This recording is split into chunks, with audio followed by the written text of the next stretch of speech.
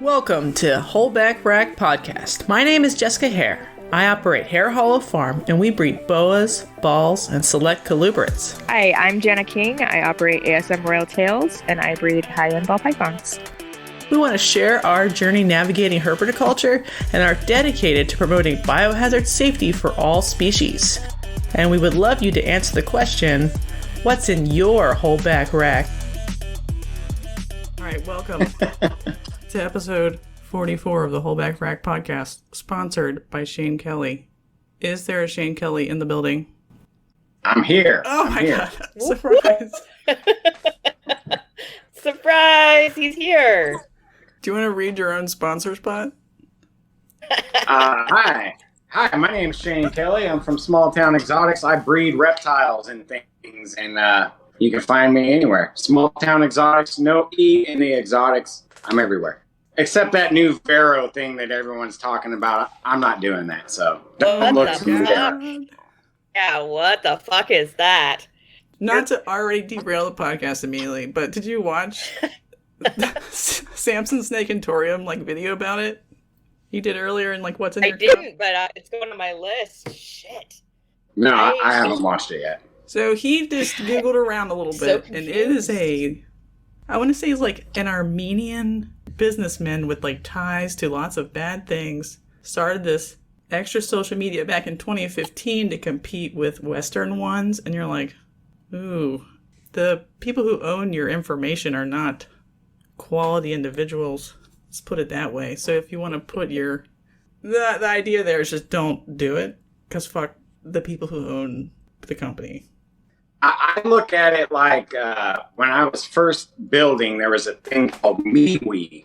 It was similar, like jump over here. They won't edit, they won't censor us, and we could sell stuff over here and all that stuff.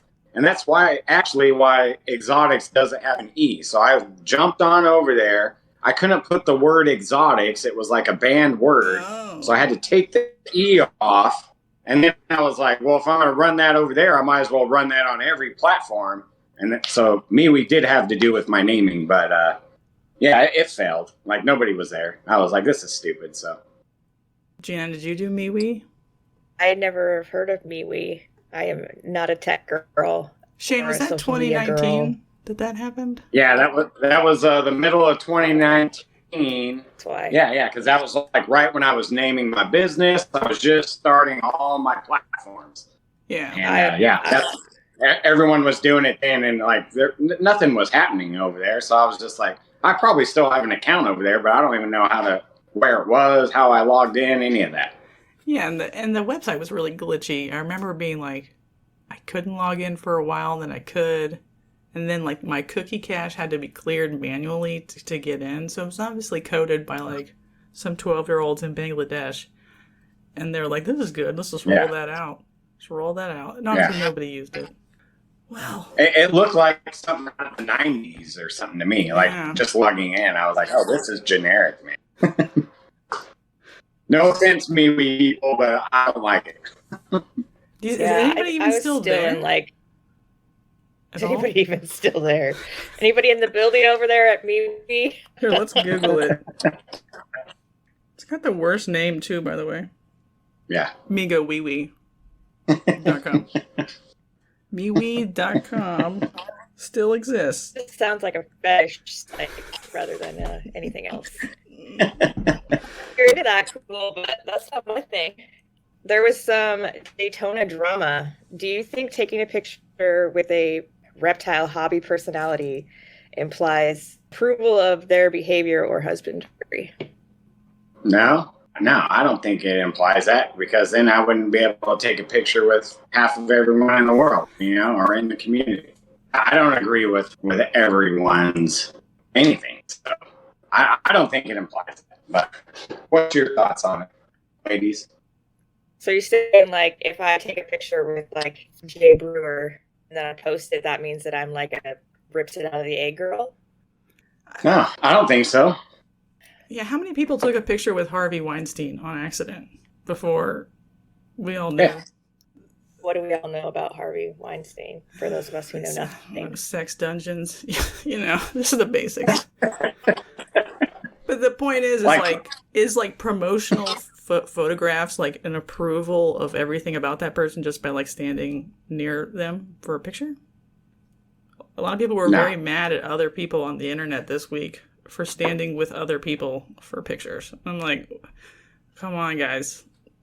Clearly, they're not like, yep, I went through all of his husbandry and I approve of each one, and it's exactly how I keep my snakes, too. I think that has nothing to do with anything. If you get a picture with somebody that's famous, it never implies that make you famous. It doesn't make you, a heroin addict or anything. Like, I think that's just a picture of something I don't necessarily agree with. That's like saying I can't listen to ABC band, whatever, because their political stance or what they do behind the scenes. It's like, none of that matters to me. That's just my take on it.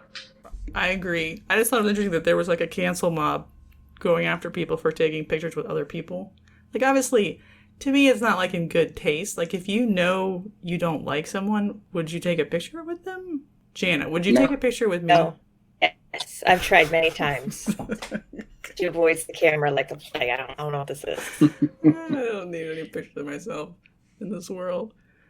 No, but I wouldn't want to take a picture with someone, but if it just like happened, it doesn't imply I approve of all their actions. So I agree. I just thought that was an interesting thing that came up. I'm like, who gives a shit?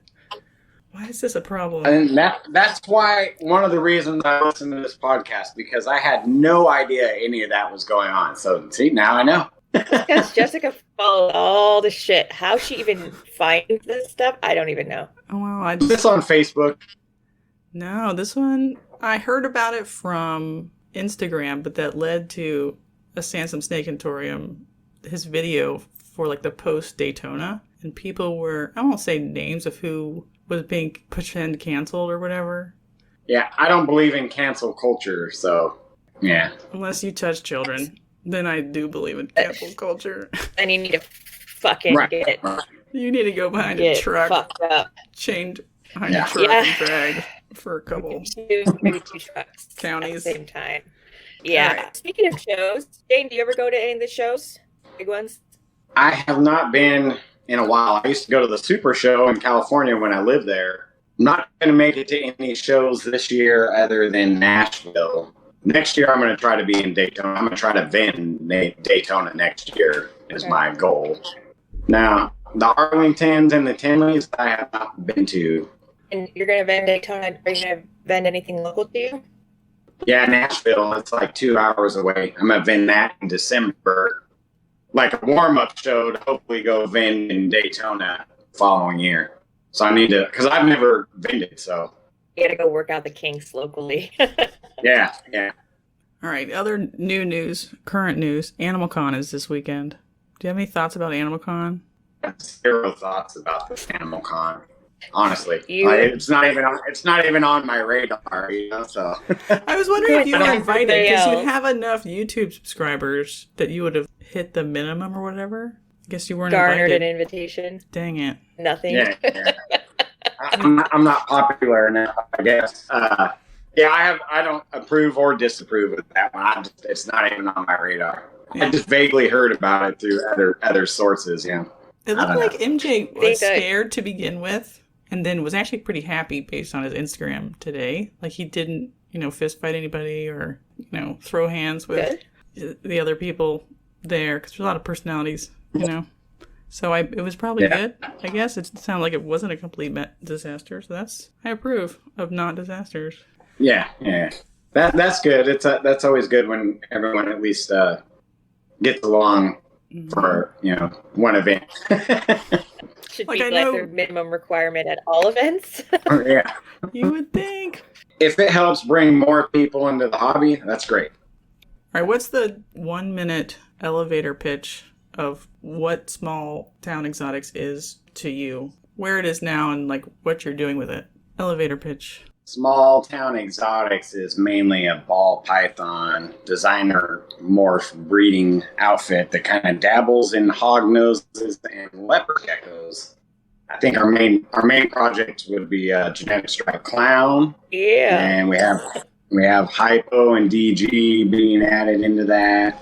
We have Sunset, and a little Dreamsicle project. That's my elevator pitch right there. Are you hoping to get big and have like building, or are you hoping to stay small and like boutique like Aussie? Well, this year I kind of went off the Aussie method. Instead of buying more racks and keep expanding, I kind of honed down the collection and got rid of some projects. But I definitely, when I bought this house, I made sure to buy a house where I could put buildings and all that stuff. So I definitely am aiming toward building a smaller building on my property within the next 2 to 3 years, probably. It's really exciting. It's something that could be a full-time income pool. If not, I mean, I do have an outside career. It's not my full-time deal. So you usually like to have lots of hustles going, don't you? Yeah. What was your full-time career, if you wanted to share? Right now I'm working in logistics. How many adult females were you like targeting to have?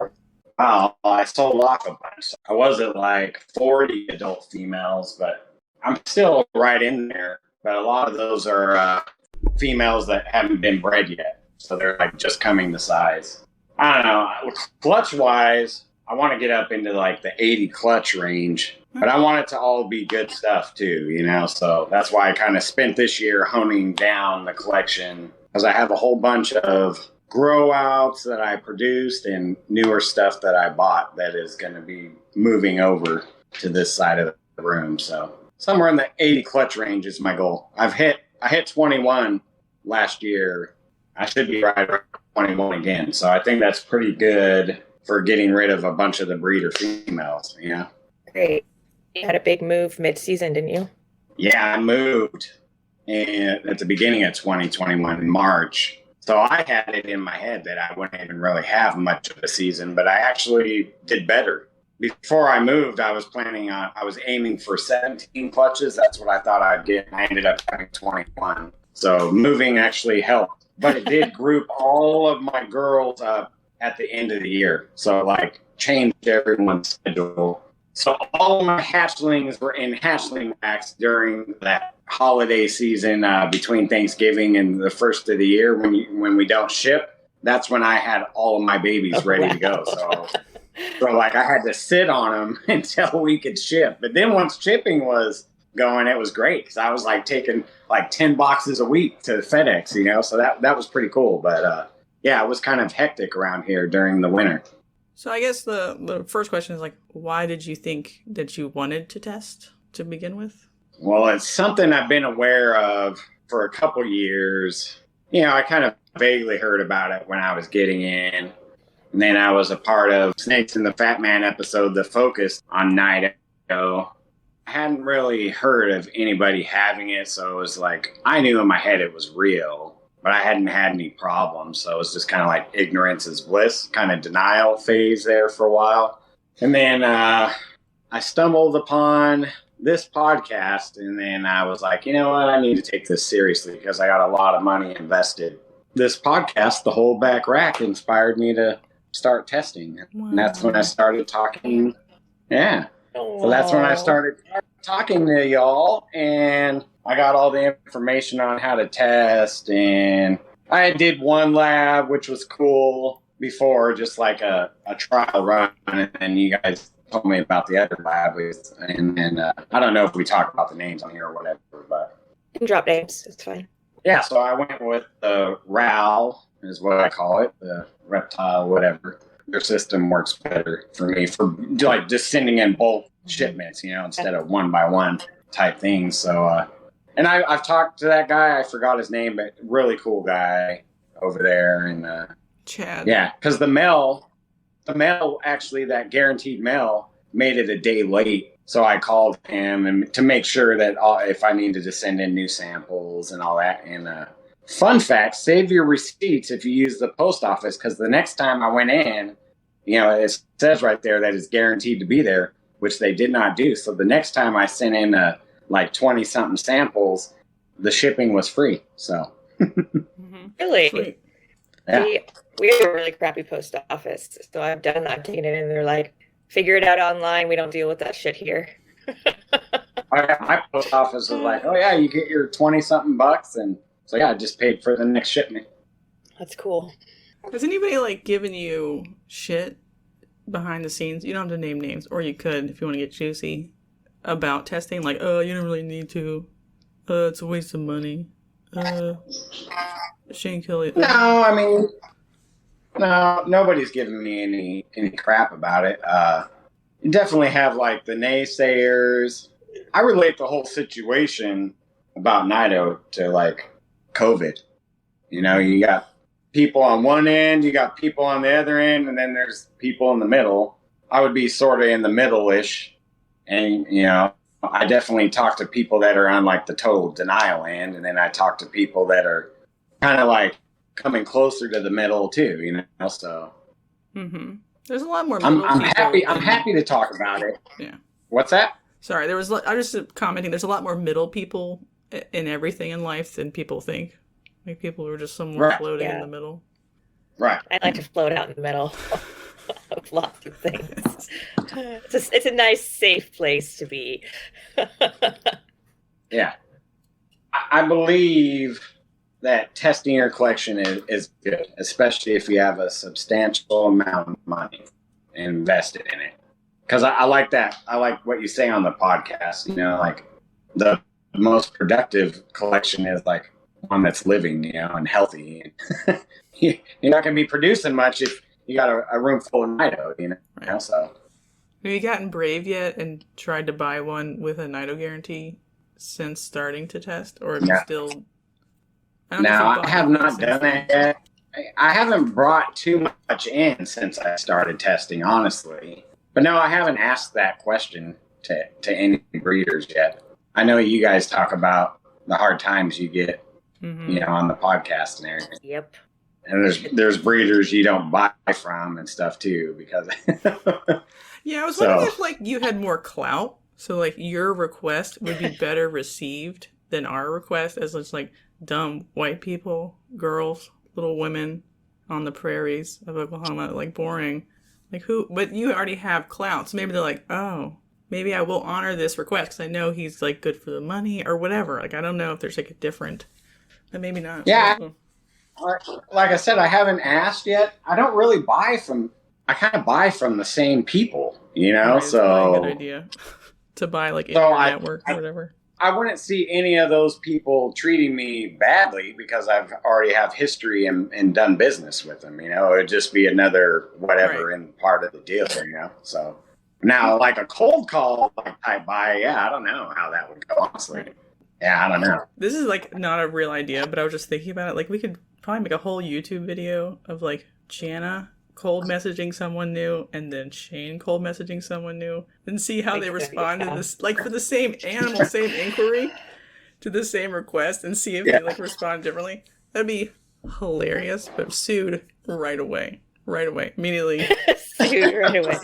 I mean, not if we like blurt out their name. I mean, but seriously, we would all get, I'm sure, different answers. Yeah. Or if Justin would like better in the last 2 years, it's really gotten better, and there are a lot more people who've actually even heard of it. Some people haven't heard of it at all. People are so far the other way that they're just like fuck off, and they don't want to talk to you at all. Like you said, there's so many people that are out floating in the middle, and I feel like it's becoming more talked about. You know, like Chris Eaton has talked about it for the last 2 years. He just talked about it with JKR. Brittany Gobble and her husband just did a video on it. I just feel like it's starting to be put in normal ball python conversations. And so I think that as that continues to happen in the industry and people, it's not the boogeyman or the thing people don't talk about or whispered about behind closed doors, that people are going to be more open to the idea of testing on intake. And I feel like it's already getting just a little bit better. Old messaging people, and they're like, well, tell me about it, and they're open to it. I did just buy a Krypton male for my Easter egg clown project, and he has a health guarantee already on his site. And then so I was like, does that mean that you allow Nido testing on intake? And he's like, yeah, test it for whatever you want. And that's not happened before to me. That's cool. That's really good. That's really cool. I was like, wow, that was so easy. And like just the interaction with him was phenomenal. And a adult breeder who was able to communicate and was like, yes, I have a health guarantee that falls under the health guarantee. And I was like, cool, I'm going to test the day I get it. And just like talk back and forth. And he's just like, same as me. Like, I love having a professional conversation and doing a professional interaction. You know, you said you're going to buy a snake, you bought a snake, you sent the money, you sent the snake, I did the testing, I sent the results. It just was like a perfect transaction all the way around, and it felt good for the hobby. Well, you should give that guy a shout out then. This was Balls of DNA, Dan over at Balls of DNA. He was phenomenal and testing friendly. I didn't get into a big conversation about tests, but he does just have it right there that he has a health guarantee. So an actual health guarantee that because there's some people that have health guarantees and they don't mean Nido. So right, and I think it'll get better as time goes on, but I also think that there's levels to it as well. Like, not everyone will be comfortable just sending snakes to anyone and everyone and having them ram, swabs down their throat and stuff too, Sure. Like, maybe there's breeders that say, hey, I'll test it here. They're meeting you in the middle somewhere. It's not set in stone, until somebody sets it in stone, I guess. But there's not any, I don't even know what I'm trying to say with that. There's no procedure in place yet. Right. There's not like a routine that's accepted by everyone yet. So right. I'm sure you'll see different variations of it going on, And I look forward to that. I don't think that everybody has to do everything the same way. In a perfect world, I would love for it just to be accepted that you can test on intake, and that if a snake is positive, that responsibility falls on the seller to take the animal back. That's the perfect world. But for right now, just not being told to fuck right off would be great. Even if they don't sell the animal, even if they don't want me to test on intake, even if they're uncomfortable with the whole idea of it, just a professional conversation would be a great start. Right. If you're not comfortable with that at all, professional, say, I'm not interested in selling you a snake, but I don't want to get into all that or something. Like, you can still be professional. You can still have your own ideas. Like, it's fine. I just won't buy from you, but it doesn't have to be a bad experience for either of us. Right. Yeah, stay professional. Everyone should stay professional. Exactly. These are like little businesses, so everyone should stay professional. Yeah. And I feel like there's a little bit of lack in that department in general. And so, we could probably all work on our professional. Oh, yeah, me. Right. How we respond to clients. Me. But I just, it's just disheartening sometimes the way that people can come across when you're just trying to communicate your wishes. It'd just be nice not to be labeled like a Aaron or a Becky eating crackers over the corner. It'd just be nice to just be treated with like, oh my God, that's cool Becky. that you're choosing to do that, but Look I don't at her choose butt. to do that. Yeah. Look at her butt. She is over there snacking on some fine ass crackers.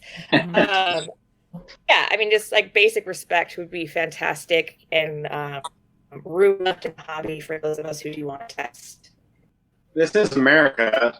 Yeah. So, not to get all political or anything, but like, if that person doesn't offer that, you just don't buy from them. Like, you vote with your dollar in America. Sure. So, don't support that business if he doesn't, or they, I shouldn't automatically assign it to a guy, but if they don't meet your terms and they don't meet your terms, then you just don't do business and go on about your day, But everyone should remain professional. Correct. That's what I'm trying to say. It's like, this is my hill to die on, and I recognize that not very many people are on this hill to die with me.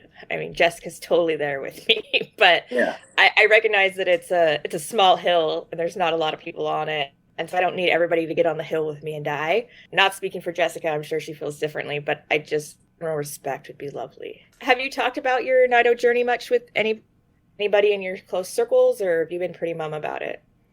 No, with my close circles, I have not addressed it on like social media yet.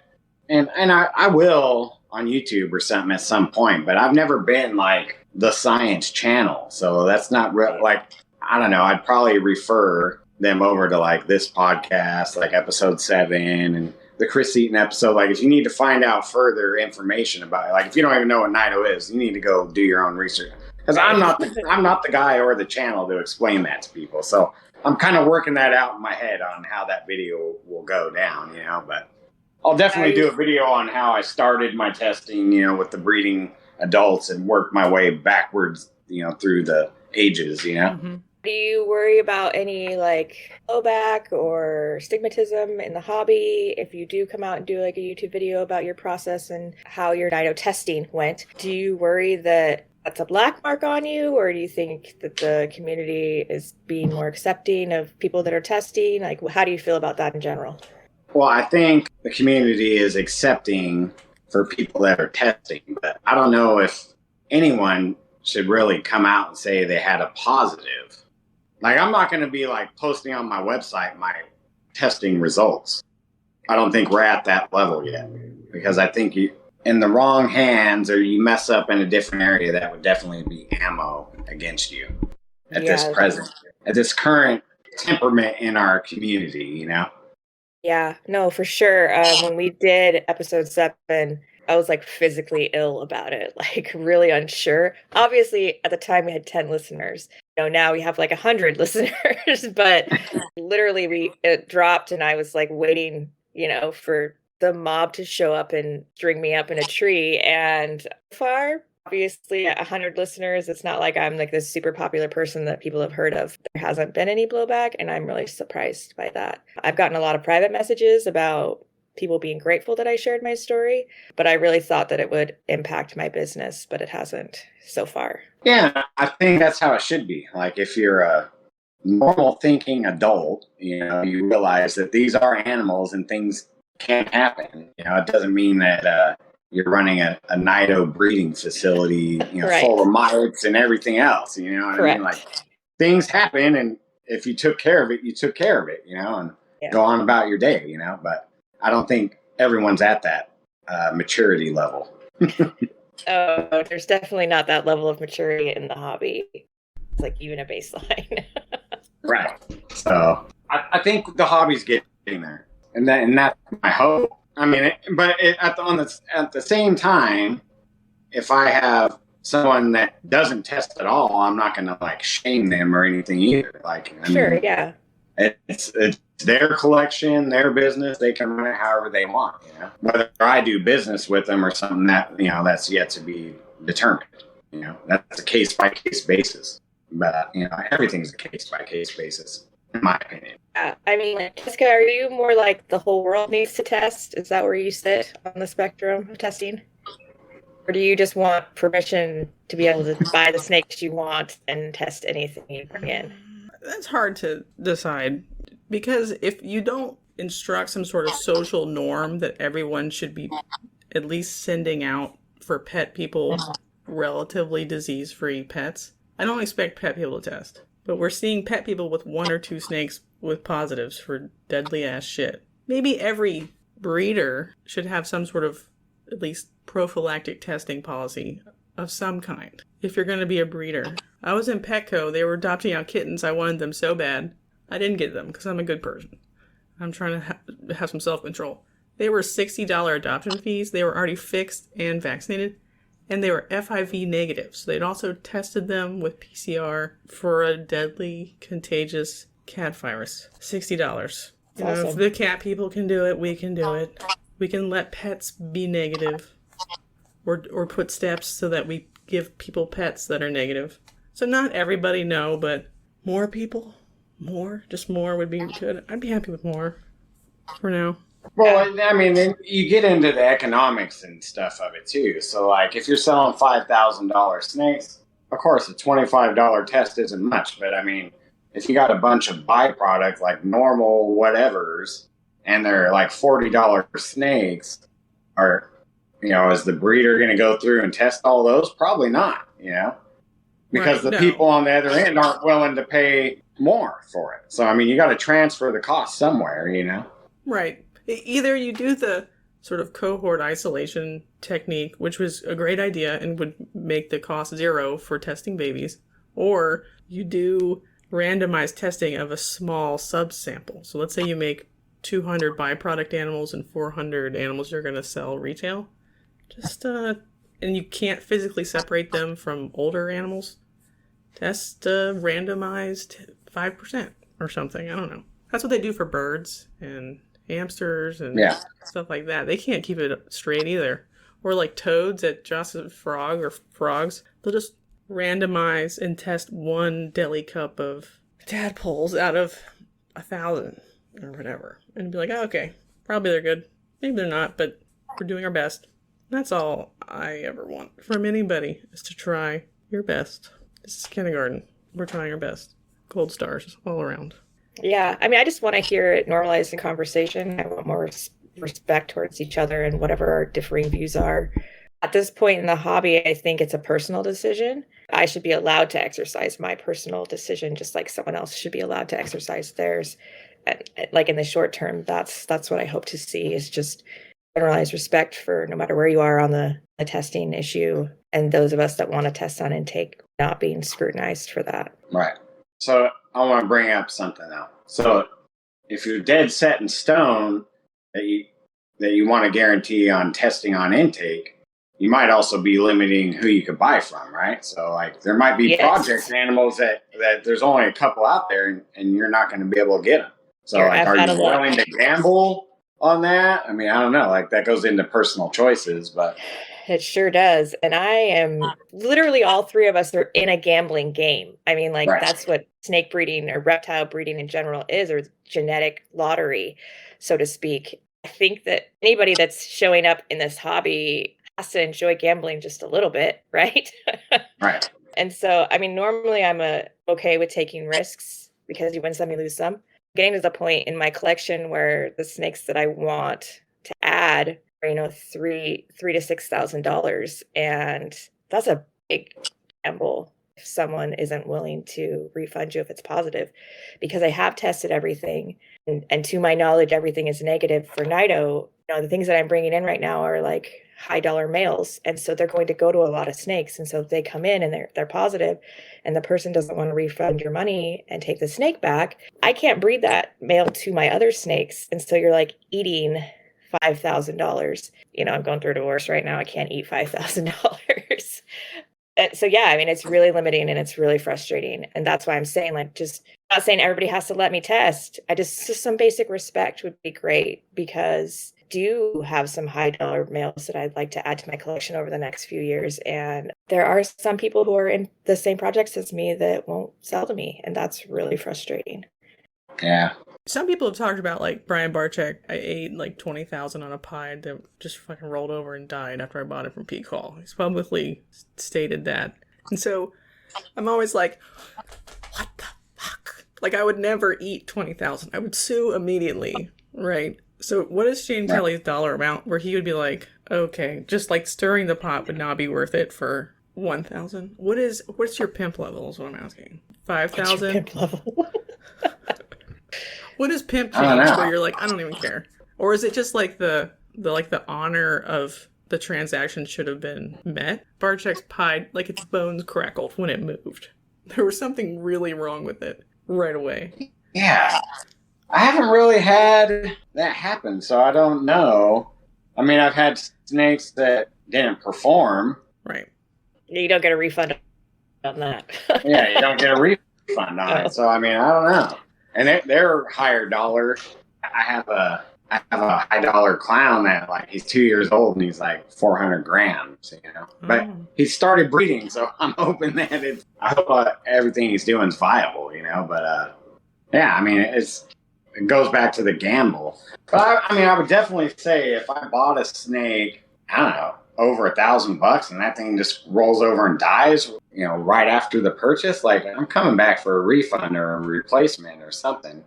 But so far, everyone I've dealt with, like, if there was slight problems or anything like that, they've been really cool, There's something made up for it or something. I've never asked for a direct refund, though, Mm-hmm. Yeah, it's an interesting question, because once people get deeper in and the snakes get more expensive, then you're like, okay, I'll eat that $500 corn snake, but 5,000, 10,000?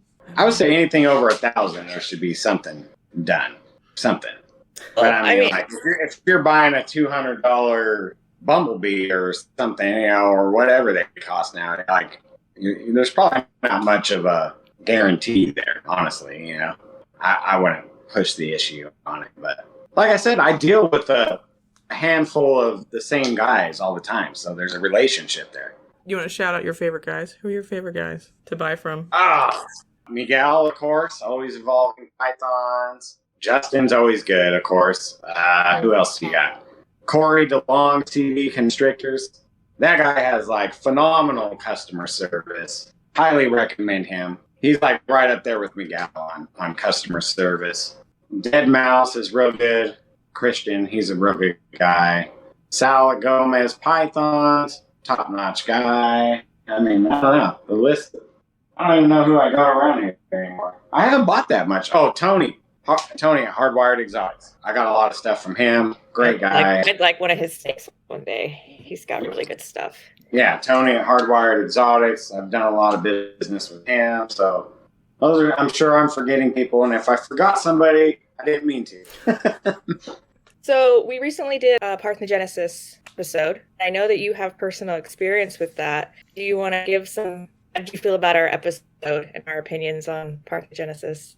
Oh, your episode was great. I love all the stuff you guys do. Your episode was great. I've had two things that I know of that were Partho, and it was definitely, it was definitely a learning experience, because I think there's a lot of misinformation on that subject in particular amongst a bunch of experienced breeders. Like, if you go and read Warren Booth's stuff and talk to him, it's really enlightening. So like, everyone thinks like, oh yeah, you just get like combinations of the female or an exact replica, and that's not really it. It's like, it's either homozygous or it's not. What that means, is like, there's no hex if there's any kind of recessive involved in the pairing, and anything that's a codom is going to be super. So there is no like in between on that.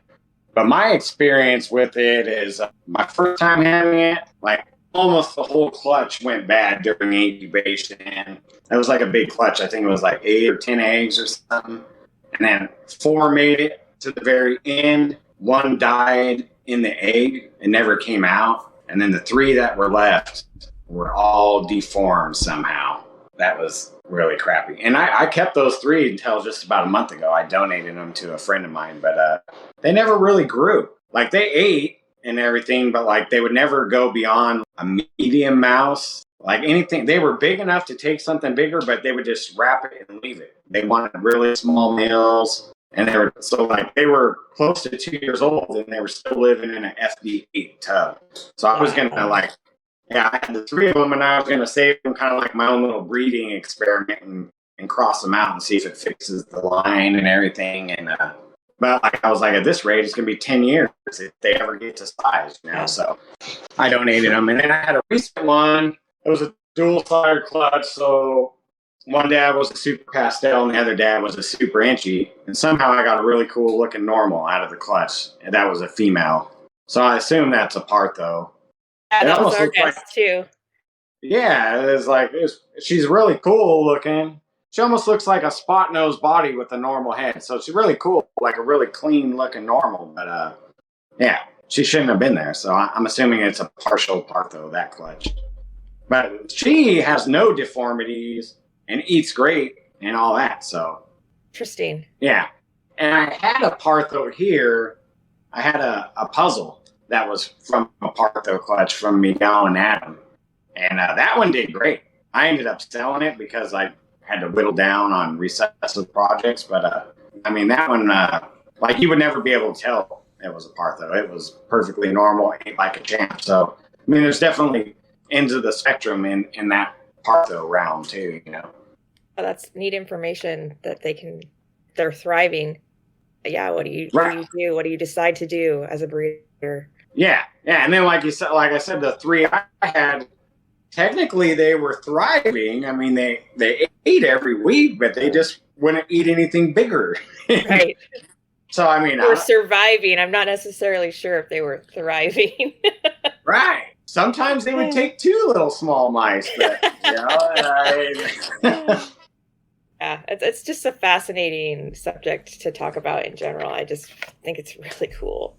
Right, and if you go into, like, deeper into Warren Booth stuff, you'll find out that it's a lot more common than what we think. We just noticed it in where we have morphs because we produce stuff that we shouldn't have produced, so. For sure, yeah. We were talking about how in the industry, there was a time where people were selling hets that weren't hets, but some of them were big names. And so we were saying, is it possible that those were Partheno babies? That the person wasn't like a scammer or wasn't trying to do anybody dirty, that it was legit, like, can't tell a normal from a double het sometimes, so how would you know that female was Partheno baby? If they weren't failure to thrive, if they looked like a normal and they were eating normally, like how many of those are actually Partheno babies, those normal females? We just don't know. Right. Just totally fascinating. And that's where I kind of found out, like, the information I believed until I had a Partho clutch was totally different than what I learned from Warren. Example, my first Partho clutch was a genetic stripe combo to a het genetic stripe combo. So the ones that weren't genetic stripe visual, I asked Warren, like, well, what's the chance of them being het? And that's when I found out. It's like, no, it's not a het, because it's either a visual or it's not, homozygous or it's not, so. But a lot of other people that I discussed that clutch with were like, oh, it could still be het. Well, no, it can't. Like, no, so. Yeah, actually, your video is what I referred to, and that's what I thought I had as a Partheno clutch. And Jessica was like, yeah, that's what that is. Your video was the first thing that I saw, which led me to Warren Booth and understanding what was going on. Yeah. It's just a cool phenomenon that happens that more people need to talk about, I think, in general. Right. And I thought it was, like, really special. And I was like, hey, Warren, you want one of these? He's like, nah, I've had a bunch of them. It happens all the time. I'm like, yeah. Oh, right. It happens every season. Everybody has the potential to have one, and they make it seem like it's like 1 in a million. Right.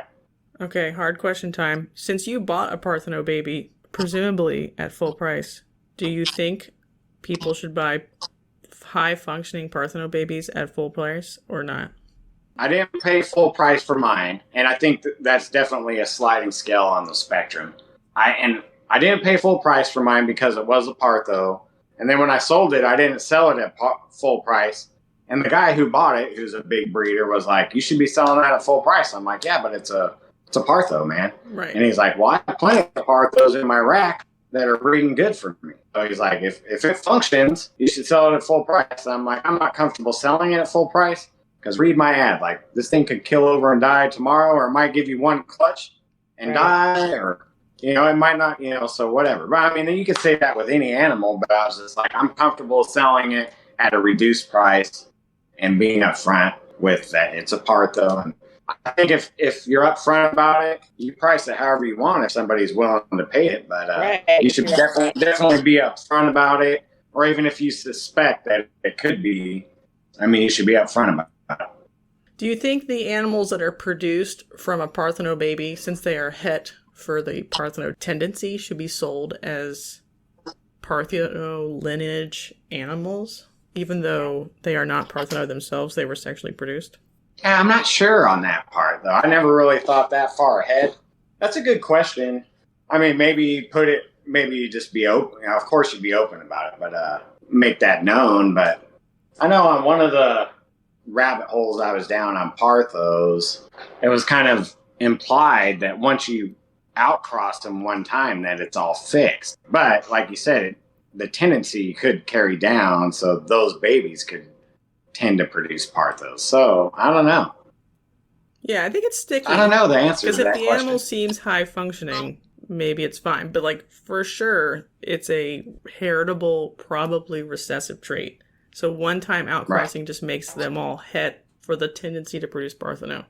So if you just kept outcrossing it, you'd never have to hit it again. But how does anybody know if nobody tells anybody that one of the parents was a Partheno?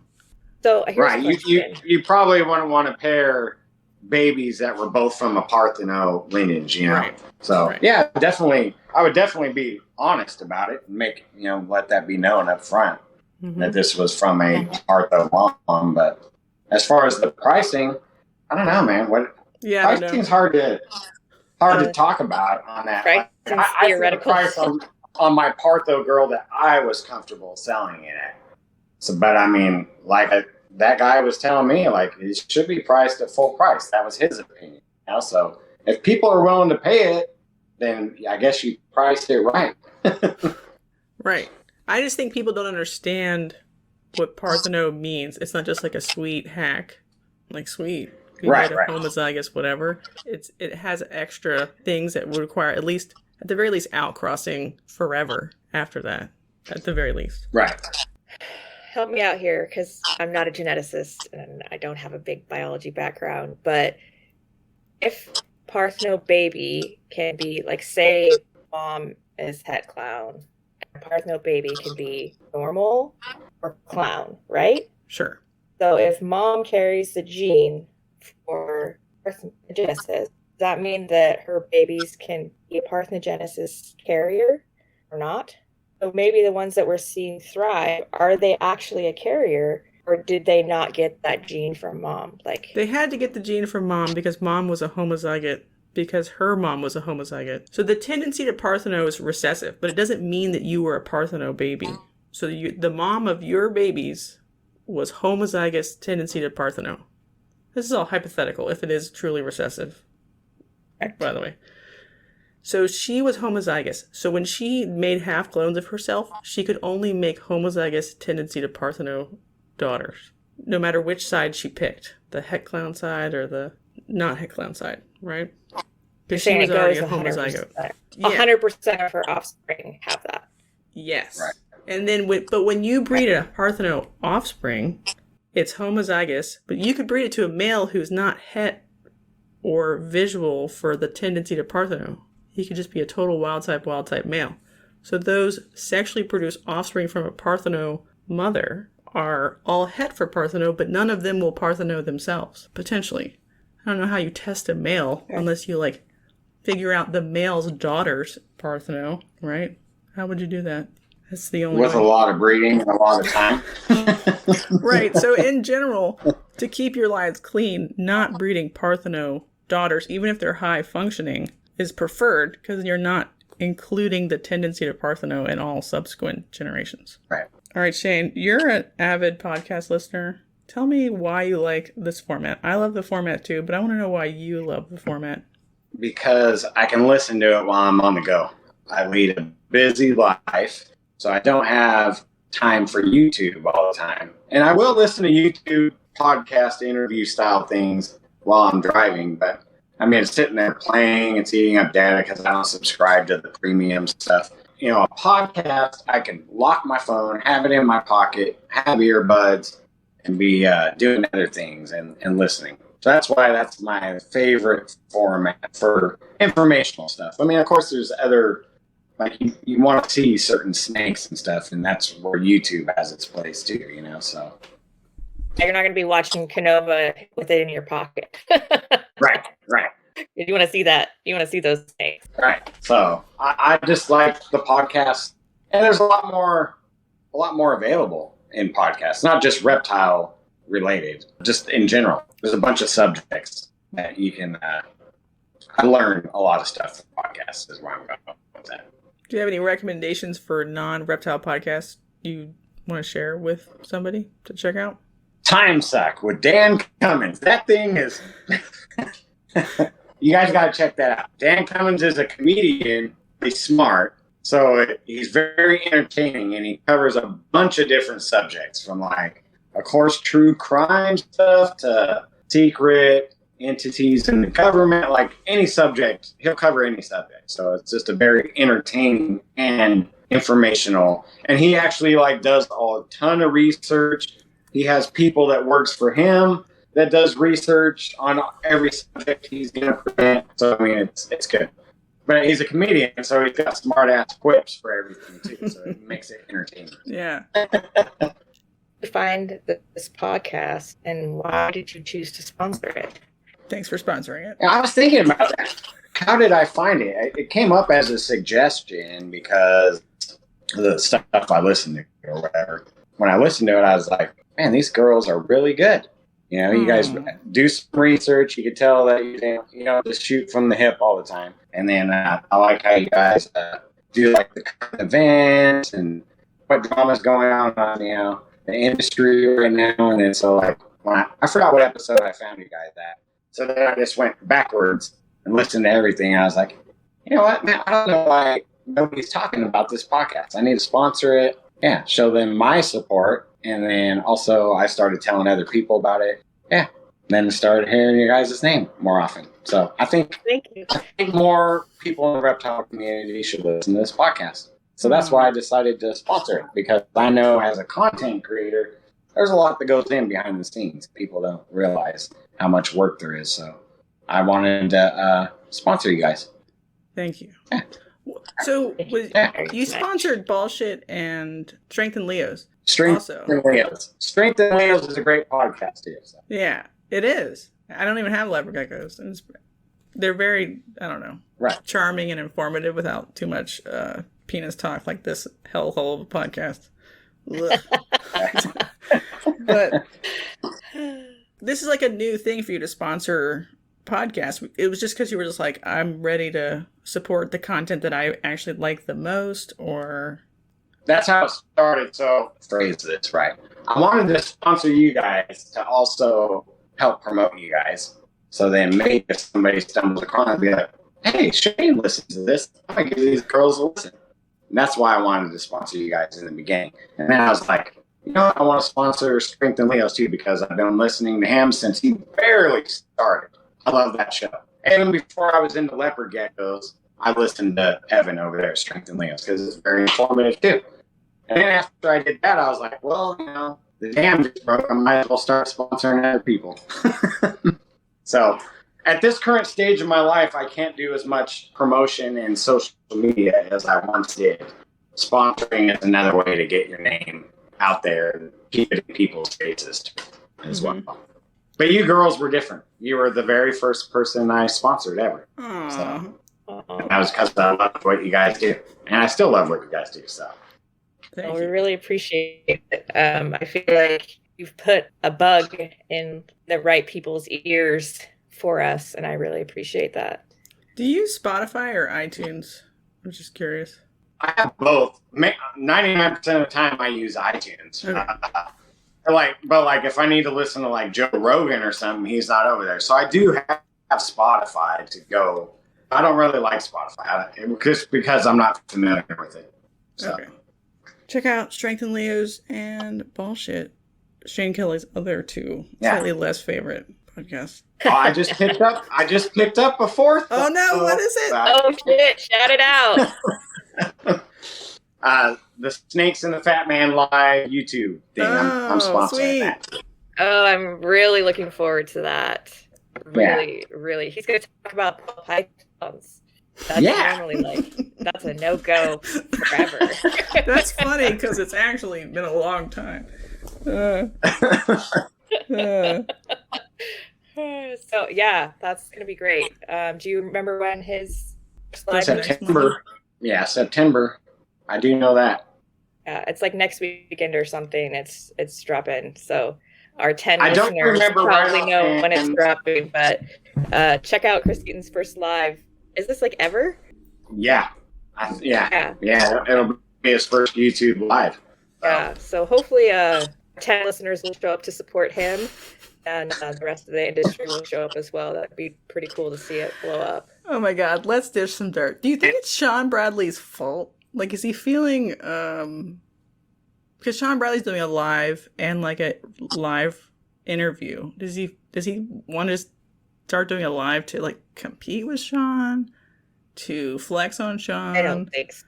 Make Sean feel bad about himself? That it has anything to do with No. Sean is not I feel like maybe like when he was in the industry before, he was up there with Chris Eaton, but I don't think that Sean is in the same league as Chris Eaton. So I don't think what he does, I mean, I shouldn't speak for Chris, but I don't think what Sean is doing has anything to do with how Chris Eaton is running his empire.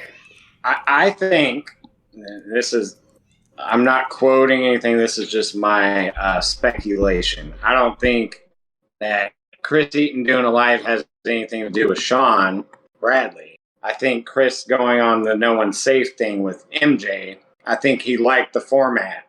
Yeah. And, got more so that's comfortable why with he it. decided. Yeah, I think that's why he decided to incorporate it into his empire.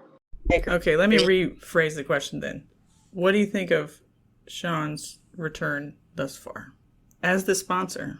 You don't have to be mean or nice. I'm just like curious what people are thinking. I finally watched episode 2. No comments if you don't feel comfortable, but yeah, and they had some technical difficulties. He seems like a nicer Sean. What do you think? He seems nicer and a little happier, so that's good. Yeah, he seems nicer, a little happier. Doesn't interrupt as much. Mm-hmm. I think he's still working the bugs out. He was used to the audio, the podcast thing. So doing lives is new for him. I think he needs to work on his workflow and get it out there on the audio format too, because he had a ton of subscribers. Is that what you call it in the podcast world? I guess it's subscribers too. But yeah, he had a ton of those people back in the day. I'm still subscribed to it, so I think if you put those out in the audio only format over there, so he's going to send notifications for all of his old at people. All yet? What's that? Sorry, he hasn't ripped the YouTube audio at all yet, and then put it on his RSS feed. No, not that I know. I thought he. It's a missed opportunity. Yeah, I'm still subscribed to him too. I just thought, I don't know what I thought it happened, and I just ignored it or something because I'm busy. I assumed he had, because he's done like a live thing, and he did like a 3D printer discussion session thing that I sort of skipped around in because I don't 3D print anything.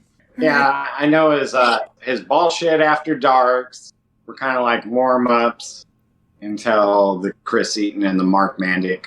It sucks Mark Mandic's internet went down. I love Mark Mandic.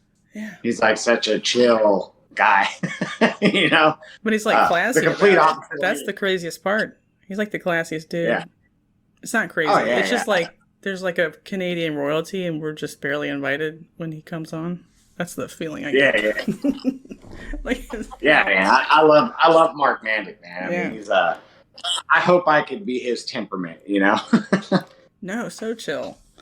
I think Sean's still working out the bugs. That's my final answer on that question. All right, he's doing great. I just was like wanted to know, since you're the sponsor, what you thought he was doing or how he was going, and it sounds like he's doing great. So that's all we need is progress. And I think always like the more the merrier. Like who gives a shit? Sure. Let's go. Oh yeah. Let's add more. Let's go. I'll talk about reptiles all the time. There's room for everybody. I just have to say that coming from a podcast to a live format, some big balls. Like, I don't know how MJ does it live all the time. Like, you've been in here now, so now you know the truth that we're a hot mess whole fucking time. Hot mess. And Jessica manages to cobble it together to make it sound eloquent and intelligent and like we have our shit together. Right. And that's not necessarily the truth. And so like our fear going from this format into a live format, because we'd like to expand into like lives like once or twice a month, or I just think that that's the way that our industry likes to consume things, is podcasts and lives. Like they like to participate in lives. And so looking into doing that, you gotta have your shit together. You gotta have like you said, you gotta have your formatting down and keep the ball rolling. And it's a much more difficult format to do well. So, my hats off to him that he's trying to conquer that, because it's a completely different skill set, I think. I caught the end about you guys wanting to do lives. And so as a consumer of content, I enjoy both formats, but I'm not always able to make lives. So lives are obviously live at a certain time during a certain day of the week. As a consumer, I appreciate the people like MJ does it. rips the audio and it's out like the next day or whatever. Mm-hmm. So if there's a guest I want to listen to, I can go listen to it on my time instead of having to sit in front of a TV for an hour or two when I'm not here, you know? There's some lives, not MJ, I'm just going to say some lives that are very shout-out heavy.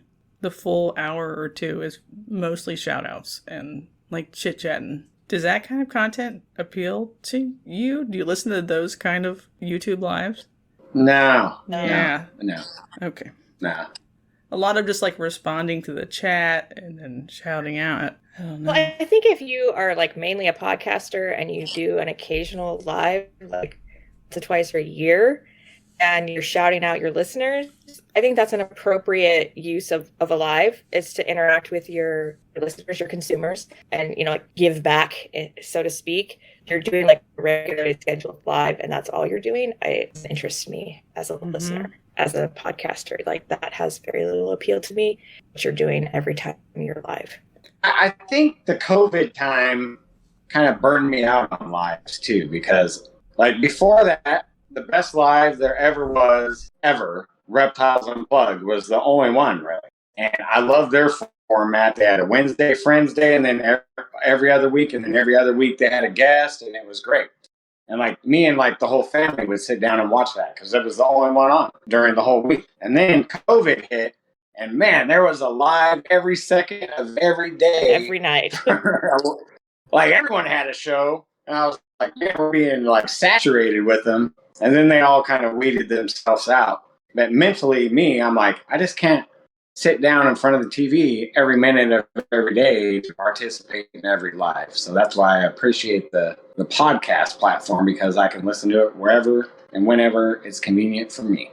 Mm-hmm. But a lot of those lives, I don't even think deserve to be ripped into a podcast, to be perfectly honest. Like, it's cool that they're having fun with their friends, but I don't know. No, I agree with tough. That. I agree. The ones that made it and are still around are, you know, the better ones, I would say. And then like Chris Eaton's, his live, it'll be on Sunday nights. So that happens to work with my schedule. So I'll be able to make those lives.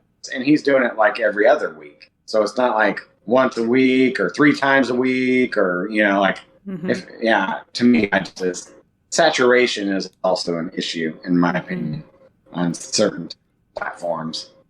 Do you feel like YouTube videos that were ripped into podcasts are a worse experience than podcasts that were supposed to be podcasts because they're acting like there's some sort of visual medium there and they don't quite explain it well enough for the audio only crowd? But I have heard that before when listening to a podcast platform. But me, I know in my head that it was a live, and I'm listening to the audio version. So to me, it's not a big deal. But I mean, obviously, if you're doing a room tour or something, there's got to be video involved in it. Right. You know, you're not going to just rip that out of audio. Right? The interviews where it's just audio type information are mainly, I don't think it's that big of a deal. I mean, I've listened to not Reptile podcasts, but like normal people podcasts, like about technology or whatever, and they're like, we don't even, like, we obviously doing video for this recording, but they don't even do video for their recording session because the gesturing and the, you know, hand job motion, like, that is part of the communication that the audience isn't getting.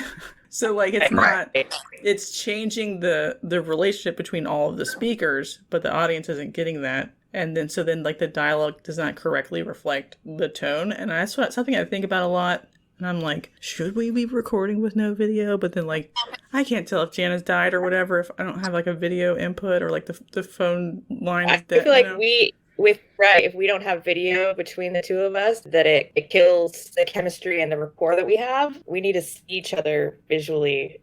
I don't know. I think if we do go into video, I think that the audience will benefit from that as well. Like, there's a lot of like so many hand job motions. Right. This is the there's just a lot happening. I know, you could show all that to the paying public. You know, between the two of you, you guys should have video because you guys could be talking about something but being like, you know, like don't talk about it or something, you know. Like, whoa, like audience doesn't need to hear. I mean, like the 5-year plan haha. Definitely is, I think we ever were big enough for anybody to give a fuck, and to do like a Patreon or something. We just thought it would be really fun to do uncuts and stuff because we're a hot mess. It's a funny hot mess. I think you get to experience a little bit of that in the Chris Eaton episode because so much of his charm is how he plays off of the people he's talking to. And so the three of us just kind of had like a really interesting dynamic. And so normally she edits so much out of, especially I run my mouth so much, and she has to cut a lot of that shit out. And I feel like with the Chris Eaton episode, she left it pretty raw. Well, I just wanted to raw dog it. It was for one time. Easy. Raw dogging it. Like most of the episode was still intact. And like, I never know, like I get on here and I listen to it and I'm just like a consumer. Like I fucking don't know what's going to come out of that podcast app. You can record 2.5 hours and she's putting out an hour and 45 minutes. And so it's a surprise what gets left in and what doesn't. And so that uncut version, in my brain, as a consumer of other people's podcasts, that hasn't appealed to me to see that raw. I think you have like nostalgia. Space. Like you recorded it, you thought it was bad. You recorded it, you thought it was good. Just trust me. I think the stuff that I've edited out. I trust you. It shouldn't be there. Like it's already mostly dog shit. So I've just taken the corn kernels out of the dog shit. And just plucked them out individually. No, I totally completely trust you. When you leave shit in, even when it's a surprise, like the whole I gotta pee because I've been drinking too much. That was quality content. It was quite a surprise when I heard that pop out across the app. I also laughed my ass off. So like I completely trust you and you're doing a phenomenal job. She does a lot of the work of this podcast. Like I said, I just show up and run my mouth. As a consumer, I think that lives are important. I think that uncut is important. I think that there's room for, if you have a big enough consumer base or listener base, there's room for all of that. And I think that certain people find different parts interesting. Right. Yeah. There's definitely something for everyone. Yeah. And that's why I think doing a video version on YouTube, doing a podcast version, like you want to be able to reach everyone on their what platforms they're comfortable on, which way they like to consume their content. So. Right. So if you ever did go full-time with reptile business, do you think you would put more into your YouTube again, or do you think you would be interested in doing a podcast? Like if you didn't have other tools that you were doing, is it something that you do and get enjoyment out of, or is it something that you do because it's just part of the industry? No, I like doing YouTube videos. I actually love it a lot. I used to do 2 a week, and I had the time to do it. But when I'm in a hurry and I don't have time, I don't like putting out videos because then I'm hurrying and I come across that way. And then my editing is that way too. I like to play around with, most people don't even see what goes into the editing, but I know it's there, and I like geeking out a little bit on that. And having my camera here and having my phone filming footage here and switch angles and stuff. And there's a lot, and it takes a lot more time to do that, but you don't really get a lot on a 10-minute video on YouTube. I mean, you're not getting much more out of it, but to me, it's just fun to do. So if I was ever full-time, I would definitely be putting out like 2 videos a week again and getting fancy with my edits and all that stuff again. But it's just hard, you know. Yeah. You guys know, you guys have lives and children and stuff too outside of the podcast and the reptiles and all that. And right now, the animal care comes before YouTube. So I've grown number-wise with animals and stuff, so that's taking up more time, which takes away less of my devoted free time that I have for reptiles in general for YouTube. So that's where I'm at with that, yeah. And it is what it is. I'd rather keep my animals healthy than put out an extra video. Absolutely, yeah. I do enjoy it, which I didn't think I would in the beginning. I still hate cameras. I get anxiety every time I look at my camera, but then once I start going and then get to the editing phase, it's actually pretty fun, you know? That's a stumbling block for me is I don't like to be behind a camera. My kid was interested in it for a while, so we do have a YouTube channel, but it features her, and that comes with its own set of problems when you're putting your kids on YouTube, and YouTube's crackdown on kids and exposure and all that stuff. But I'm the same way. Maybe I just need to start doing it more, and then I'll get used to it. And when I get used to it, then maybe I could start posting it. But it just makes me wildly uncomfortable when a camera is pointed at me for any reason. So the best advice I was given was just film it, edit it, and upload it, because you'll never get the perfect episode. Right. So therefore, you'll never put out content if you're going for perfection. And at the end of the day, I mean, other than informational videos, like collection updates and stuff, like 5 years from now, probably nobody's going to go back and watch those. You know what I mean? Yeah. Right.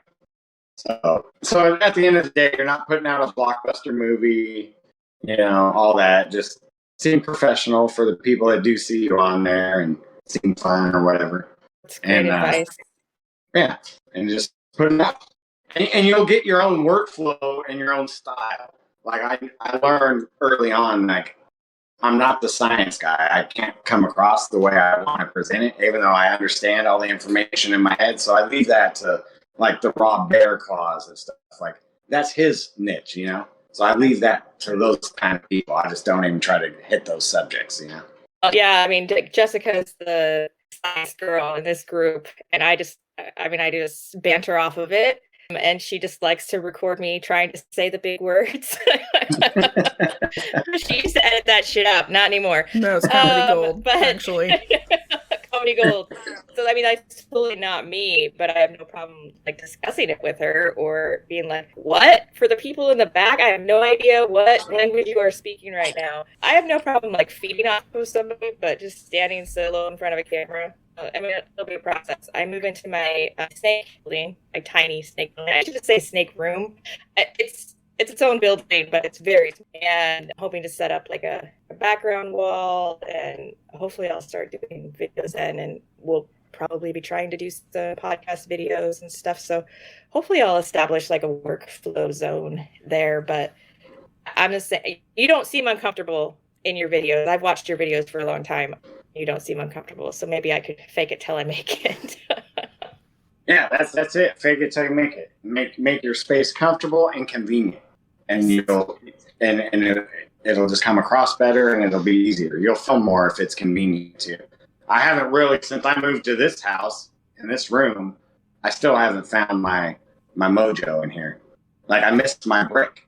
I don't have my brick background. Yeah. And even my wife would be like, "You need to put brick in here," blah blah. Yeah. I know. Yeah, just do it. All the time painting it this color. Now I'm gonna cover it up with brick, and then that's a whole nother chore. I have to move all the racks and blah. But yeah, so I don't know. That's all learning experience. Sure. Do you use Premiere or Final Cut or a third-party software? I use iMovie. You use your Mac, nice. Don't you? Yeah. I need to learn how to do that.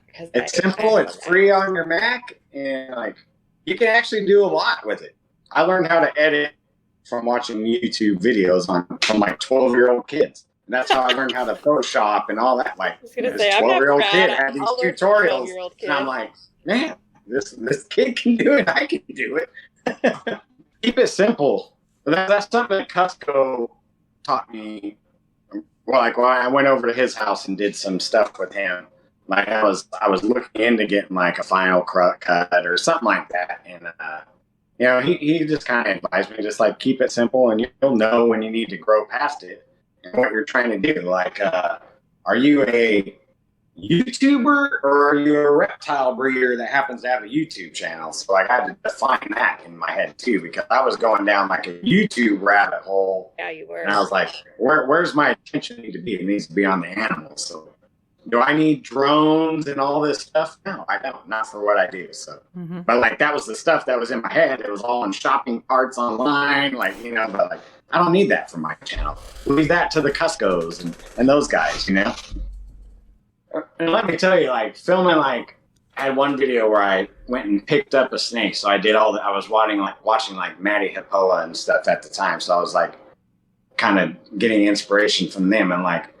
stopping on a street, setting up your camera, driving by it, then backing up, getting your camera, and then doing it like, so FedEx, where I used to live, was literally 5 minutes down the road. I happen to live right by the FedEx hub. It took me 45 minutes to get there and back, filming B-roll. And that's what I'm saying. Like, that B-roll was maybe 20 seconds worth of the video. And I was like, man, where does my attention need to be here? You know what I mean? You enjoyed your 45 minutes. It was super fun. And I would love to get back to that. I would love to get back to that. Believe me, it was super fun. And like putting it all together and like it was super fun. So, but I just don't have the time right now. You don't still do Four Horsemen videos, do you? Am I making that up? No, unfortunately not. Rob, when did it end? I'm not sure when it ended. I still talk to Rob Bearclaw, and of course Ron. Ron's like one of my mentors. He'll always be.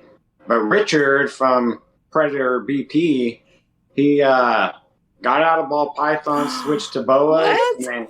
What? Yeah, and then I just thought he was like wait from YouTube. No, so he got rid of all the ball pythons, switched over to boas, and then I went to go get somebody needed a link to somebody needed a link to like beginner care for ball pythons. So I used to shoot him. Richard had really good videos on that, you know? So I used to send links to his, and all of his content is off of YouTube. He deleted it all. So every Four Horsemen video we ever did and everything is gone. I didn't know that. I did not realize that. That's how I actually found you, is through the Four Horsemen. Like, I watched Predator BP, and then I started watching the Four Horsemen, and then their separate channels. That blows my mind. I had no idea. So he got rid of Facebook a long time ago, and then once he got rid of Instagram, I thought maybe he just had trouble or something. And then, like I said, I went to go get a link for a video, and his channel's there, but all the videos are gone. And then, so the only other way I knew how to get a hold of him is I emailed him, and he just told me that, you know, basically he got tired of it all. He got tired of all the drama, so he deleted everything. And I was like, man. So Richard, if you ever listen to this, I don't think you were smart for deleting all those videos. And maybe I was a little perturbed that you deleted the Four Horsemen ones too, because we all put a lot of work into that. Yeah, that's a community effort there that should be still available as good stuff. Yeah, so that was kind of depressing, but I mean, everyone makes their own choices and decisions, so. Yeah, maybe you could give the audio files to somebody, and you could just put them on a Four Horsemen only channel, and just let it be there as like no new content, I guess, but it's just there for, you know, all the work that was done. That's crazy. I didn't know that. I didn't know we were gonna get deep news. Hot news. Yeah. I just feel like there was no content for a while, but I never figured it out. Yeah, you know, I messaged the other guys, and Rob was kind of like Rich's mentor, and he's like, "Oh yeah, mate, I think pretty sure he got out of everything." So that's when I emailed him. Yeah, but I was like, "Guys, he deleted everything, everything." And Richard, was the biggest ball python channel in the UK at one point, and so even big over here in the US, like numbers wise and everything, he was the biggest one in the UK, and. Man, he must have, I don't know what he was going through to delete it all, but I mean, I'm sure he would have still been, he didn't have to put out new content at that point. He just ride at that point. Mm-hmm. Yeah, I mean, you have to be going through something pretty crappy if you're going to shut that off, because it's just that at the point that he had so much content, so many people being referred to him for specific things. I mean, that's running itself, even if you don't want to do new content. And so, that's a bummer. I hope he's doing better. I hope he's enjoying boas. He was one of the first like real ball python people that I watched. Richard's a great guy. So Richard, if you ever hear this, man, I hope you're doing well, brother. He helped me in my beginning phase of YouTube, you know? And he was a good example of keeping it simple too. Like everything he did from filming to editing and everything was all on his phone. So like he had that big old channel just using his phone. He didn't get super fancy. To do. Yeah. That's and the like format I need is simple. And something that was really cool about that group is we were all real active putting out videos at the time, and we would all kind of like give advice and each other's videos and, you know, give encouragement and all that stuff. And that's where I kind of learned, like, I'll leave the science stuff to Rob. I'll leave the how-to videos to Rich, and I'll just be me, you know? Like, that's where I found my way, was through those guys. Yeah, you found your footing. Robert, is it Bear Claw? Is that how you say it? Yeah, Bear Claw. I watched his series on breeding ball pythons and learned so much about snake body language that I had no idea about breeding and how the females and the males interact, and like just things I had never even thought about or conceptualized or thought that I needed to learn about. Just completely blew my mind open. It's like it seems like such a like black and white process. You put the snake in, you take the snake out. Just very rudimentary, and he made it so much more nuanced, and it had so much value. Rob's channel is great. Like, he's a scientist in real life. So, I mean, that's why he's good at those videos, you know. And Rich, you know, did his thing in real life, and that's why he was good at how-to stuff and, you know, and all that stuff. And, yeah, those are great guys. And Ron's just like my homie. Ron's like one of the best mentors you can have in the whole world, because you call on the phone and he'll just tell you exactly like it is. No sugarcoating. Like, this is what's going on. Step out of the YouTube world and all the, you know, the little smiles on it. Like, here's what's going on, you know? All right. I need you to convince Jana to like leopard geckos. So I want you to give the elevator speech for why leopard geckos are cool. And Jana and other people who are looking in on leopard geckos should think that they're cool too. I'm not looking in on leopard geckos, but I will listen to your speech.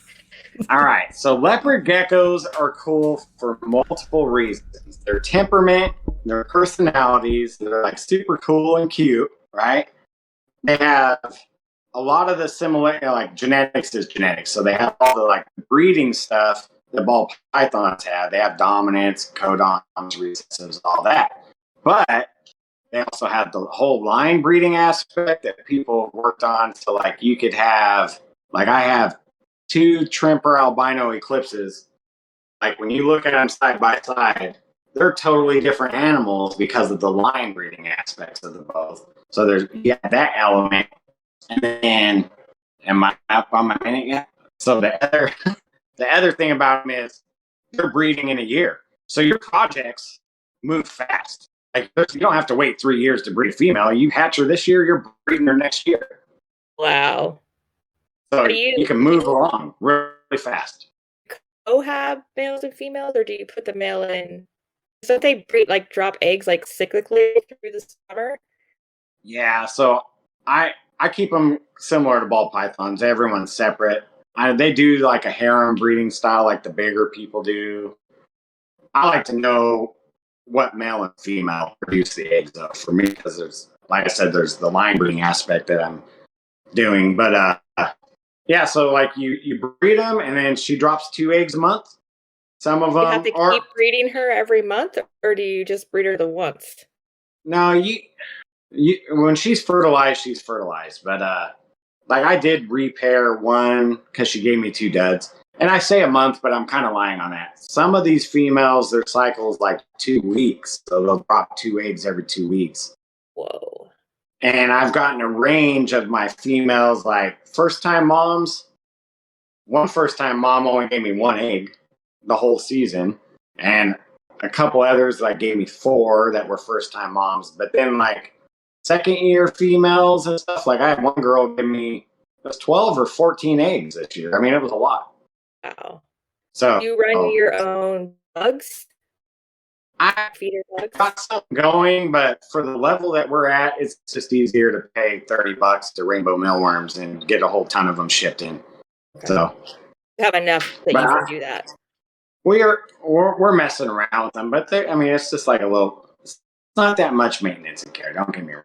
I'm like, I don't know, for the level we're at, it's just easier. You keep them in the fridge, and it slows down their metabolism enough that I can go through 3,000 in a month and a half or whatever it is. And yeah, and it's like $30 for like 3,000 of them. So I mean, it's like compared to rat bills, that's so cheap. Yeah. I'm like, compared to a rat bill, that's 10 rats. You said that Strengthen Leo's podcast? Yeah. He's on all the podcast platforms, and he has a YouTube one too. I don't watch it on YouTube though, but he does have a YouTube one. There's a good place to go to like understand Leo genetics, because that. So Strengthen Leos and Gecko Nation Radio is an old show that used to be around. Some of the episodes aren't available anymore, but you can still listen to a lot of them. So you just think it's the same as ball pythons, plus the whole polygenic line breeding side of things. So I still don't totally understand that, but I'm messing around with it, so I'm learning as I go. But yeah, people spend generations of leopard geckos line breeding for certain traits, and it's really cool. Because you see like I said, Trimper eclipses that I have that are total different lines look like total different animals. You can tell they're both albinos, but they're total different animals. One's like a pale yellow with leopard spots on it, and the other one's like a highlighter bright orange that is like paint patterns melted in it and stuff. It's like you wouldn't think they're the same genetics, but they are technically. Yeah. I need to look into it, because for me to want to get to another breeding project outside of ball pythons, I want to feel like I have a good handle on it before I invest into it, because with ball pythons, obviously it's the gateway drug to the reptile industry, right, to the breeding side. You get a snake and then you're like, I gotta have another one, and then soon you have 5, and of course everybody always has 5 males, or 1 female and 5 males, and you have to go through this metamorphosis of levels. I don't want to do that again. I want to come in with more knowledge rather than, oh, here's 3 leopard geckos, and then a year be like, oh, I get it now. And then have to start over basically. And so I like to do more than ball pythons. I'm interested in doing more than ball pythons. I want to be intentional, educated. So did you feel like you needed to research it, or did you just dive right in and you figured it out pretty quick? Well, I've been listening to Strengthen Leo since the beginning, because back then there wasn't really that much reptile podcasts. There was just a handful. So I really like Strengthen Leo's, because he did talk about other reptiles and stuff too, and they're educational. So I was already kind of learning about leopard geckos, and then I just bought a pair for the kids for one Christmas. We were successful with them, and then when we went and helped a friend vend a show, they said they wanted to start vending and wanted to increase leopard gecko production. So then that's when I was like, all right, let's go. And I already had in my head everything that I'd already been listening to and the projects that had caught my eye. So I was like, boys, these are the projects we want to do. We want to do. I'm telling them that's what we want to do. Right. And, so it's more your kids' interest. Right. It's a joint. It's a joint project though, because I'm the one that decided Albie Snow and Ghost and stuff like that, and those are kind of pricey in the leopard gecko arena. So, how is the leopard gecko market? Is it going under the same stress that all the other economic markets are having? Do you market mostly on morph market? Is it something that you vend? Talk to me about that industry, because I don't know anything about it.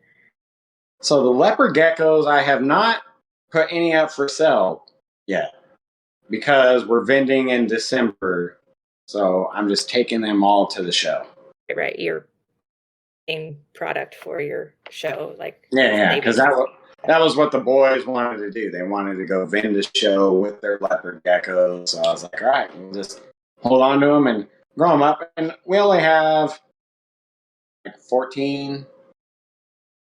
That one girl that laid all those eggs, she she laid them in the water bowl a couple times. So I was learning there. Right. Those weren't good and blah. So we didn't end up with all of those eggs. But yeah, so yeah, I just plan on selling. We got our holdbacks and then plan on selling our first leopard geckos at the show. The first year that we produced leopard geckos was last year. We ended up with 3 because that was the first time mom, and we held all 3 of those girls back. So technically, I've never even sold a leopard gecko.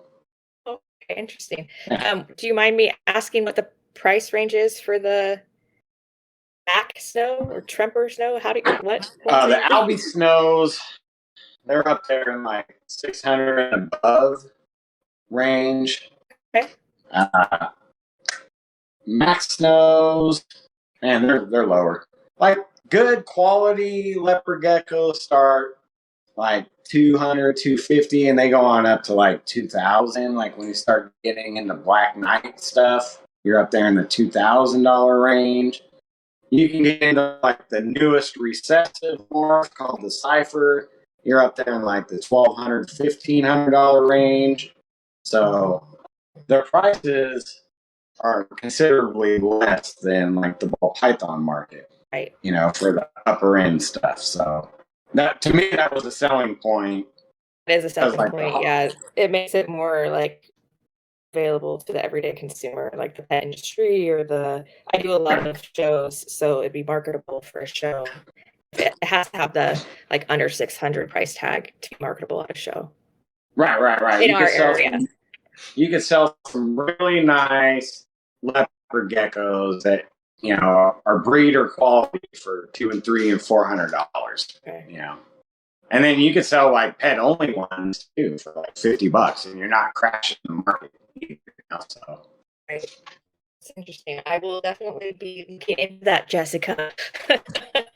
So your elevator speech, it has piqued my interest enough that I will look into it. Yeah, I don't think you have to buy in, but sometimes you're just leopard geckos. For sure not, ew. But Yeah. I'm they're fine. Well, my kid has expressed interest in having her own species project. And so she's interested in leopard geckos, and she's also interested in hognose.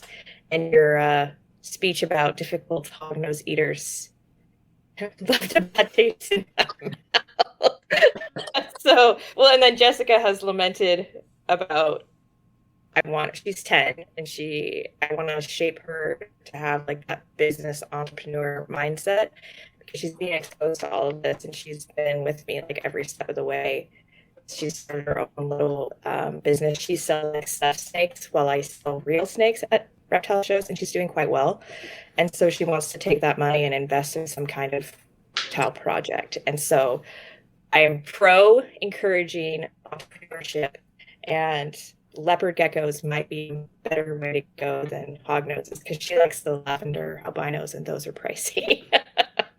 Yeah, hognoses, their price range is every bit is comparable to ball pythons. So I think in my mind, you're dividing your forces by going into higher and stuff with them. Whereas the leopard geckos, if you're doing it with your daughter, they're cool as pets too. We have some, obviously they have their own personalities, but there's some, when we pull open the tub, this guy Homer that we got, he crawls right out, and he wants to come out and hang out with you. Other ones, some of the females don't like to come out and hang out. They try to get away from you, but Homer, man, he wants to come out and hang out on your arm and stuff. They're personable too. So yeah, that's really rad. And it's a lot more, like you say, I don't want to divide forces, and I still have several ball python projects that I need to finish out filling. And so I don't really want to draw resources away from that to do a lavender albino hognose project properly. Right. The $300 to $600 range Leos that's definitely doable. Right. And that's another selling point for that species right there. Yeah, no, you sold me. I'm going to definitely look into it for her because she had said leopard geckos and I went, like, no, you don't want to do leopard geckos. They're dumb. And she's like, Mom, they're really cool. And I'm like, she does a lot of the reptile YouTube videos and stuff. And so sometimes she knows more than I do because she's consuming quite a bit of reptile TV. And so she's like, no, they're really cool, Mom. There's all different kinds. And I'm like, so yeah, we're definitely going to look into that together. I appreciate you. I mean, and that $30 a month, that price tag sounds pretty damn good. My wrap bill right now is like, keep me out of house and home. It's easier to feed 3 kids than it is to feed 100 ball pythons. Right. Mm-hmm. And what size tub do you keep your single adult leopard geckos in, Shane? They're like the 12-quart shoe box. Right. I got the racks from Sea Serpents. Do you use the pencil case tubs for the babies? Yeah. I have a pencil rack for hognose and baby leopard geckos. And then I use those double wide pencil tubs. For like grow outs? So 2 per level. Yeah, I use that for the baby leopard geckos. And then I use the actual pencil ones for hognoses. Right. That's the other benefit of leopard geckos. Like, fast generation time, but like very space conservative. And you have a tiny little shack out there. So you could run a really nice high-end leopard gecko colony in the space of an ARS 5540. And that would be pretty good. Oh, less than that. Yeah. Like a 5520. Well, I know we're on audio, but like that's my entire leopard gecko area right there. And then this is half hognoses, so that's adults, leopard geckos. Easy. Wow, that's awesome. And adults, like I just like all Python day today. Like we go through, we clean their tubs, feed them. They're good for a week. I just missed their tubs since the whole water bowl laying of the eggs incident. So if you miss their tubs, they'll go up and lick the water off of the thing. They'll drink out of their humid hide. The babies, so you don't I do water at all through the week now and just do misting once a week? Yeah, I mist like twice a week. But yeah, I don't use any water bowls anymore since they were laying eggs in the water and doing weird stuff. Same with the babies, but the babies I do I feed them on Sundays, and then like Wednesday or Thursday I'll drop a couple more mealworms in with the babies just to kind of give them a little supplemental snack. But the adults I don't.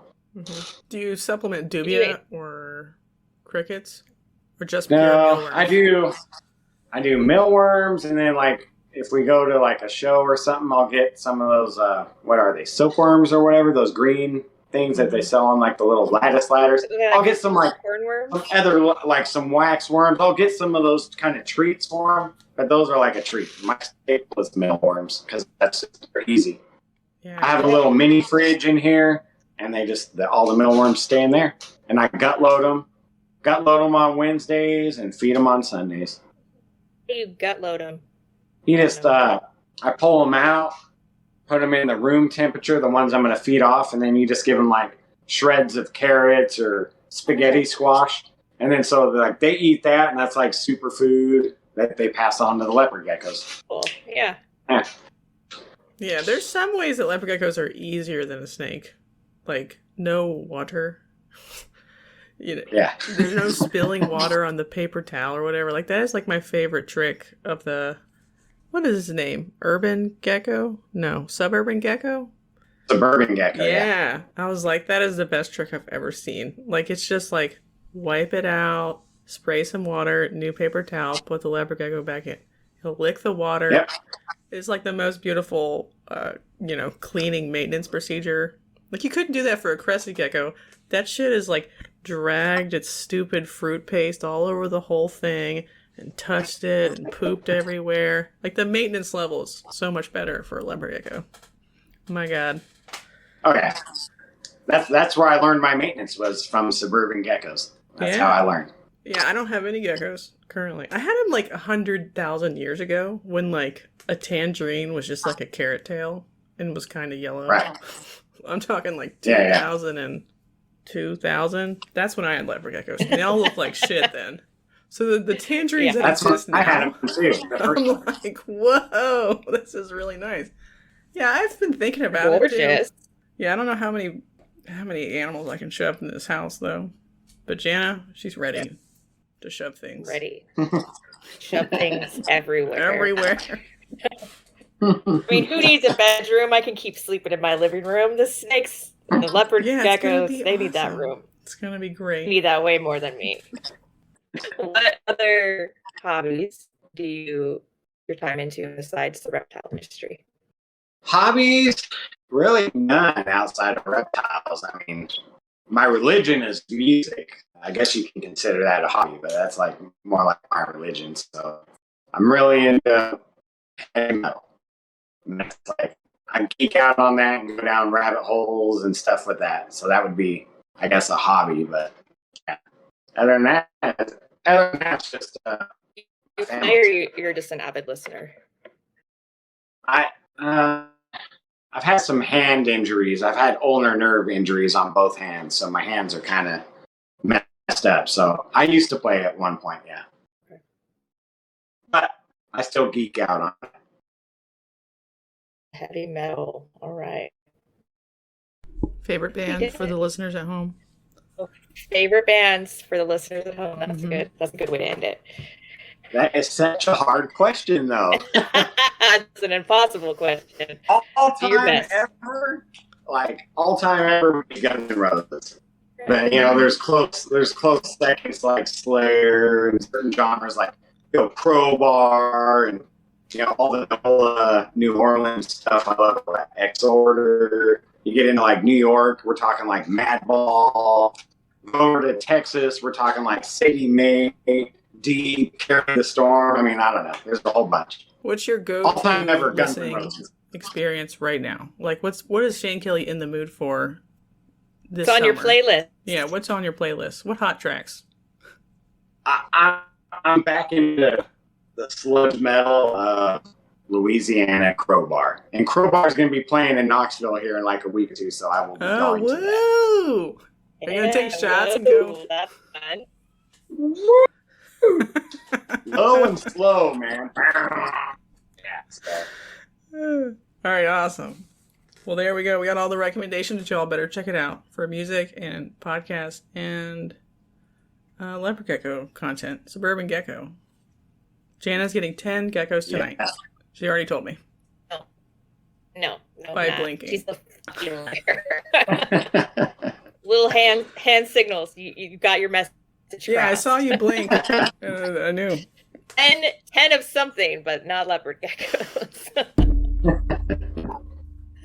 Yeah, that's right. We already did all your social media, but go ahead and give it a shout out again. Where can people find you? Small Town Xotics, Instagram, Facebook, YouTube. I'm most active on Instagram now. So if you want to message me or get a hold of me, that would be the place to do it. I also have Morph Market. I have a MeWe that I haven't logged into since 2019. So. And you have not jumped on the Vero train. No, I'm not doing it. I refuse. To that, me neither. Yeah, fuck it. I put a lot of work into Instagram and YouTube, so I'm not changing. Now. I do have a TikTok. I'm kind of sort of starting to be active there a little bit. So you gotta understand or TikTok. It literally is like foreign to me. I love how many gay men are on TikTok. That's my new TikTok input. Just a ton of gay guys making cakes, talking sassy. Love it. I guess get on TikTok. Okay, now, I may check it out for that. Yeah, just so many. I'm there, man. Yeah, please make more cakes. All right, everybody, we did it. Thank you, Shane. Bye, everybody. Have a beautiful day. Bye.